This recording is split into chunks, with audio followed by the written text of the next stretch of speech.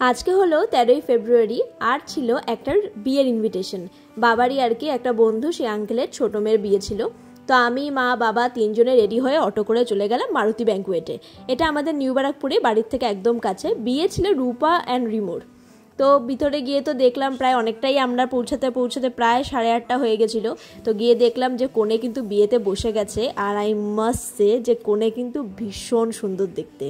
আমরা যখন গেছি তখন আঙ্কেল কন্যাদান করছিলেন, আর তারপরে হস্তবন্ধন সিঁদুরদান আমরা সবই দেখেছি। এটা ছিল ব্রাইডের দিদি, যার হাতে আমরা গিফটটা তুলে দিলাম।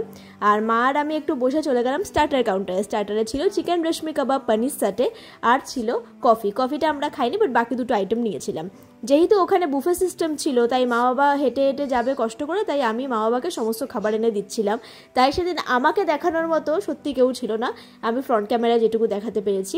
তারপর চলে গেলাম তোমাদের মেইন কোর্স দেখাতে। ভেজ ননভেজ দুটোই ছিল, এখানে সবটাই তোমরা পরিষ্কার দেখতে পাচ্ছ, তাই আমি নতুন করে আর কিছু বলছি না। বাট আনফর্চুনেটলি আমি জানি না কী কারণে, আমার পেটের গন্ডগোলের জন্য কিনা, এই বিয়েবাড়ি থেকে খেয়ে আসার পরের দিন আমার সাংঘাতিকভাবে ফুড পয়জনিং হয়ে যায়, বমি হয়, এছাড়া মানে পটিরও অনেক ইস্যু হয়, ঠিক বলতে পারবো না কিসের জন্য।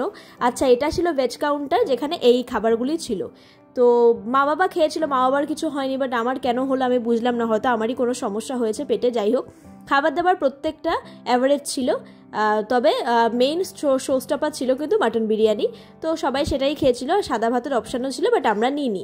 তারপর এখানে ছিল পানের কাউন্টার আর কুলফির কাউন্টার। কুলফি আমরা খাইনি, পান খেয়েছিলাম, বাবার জন্য দিলাম আর মার জন্য।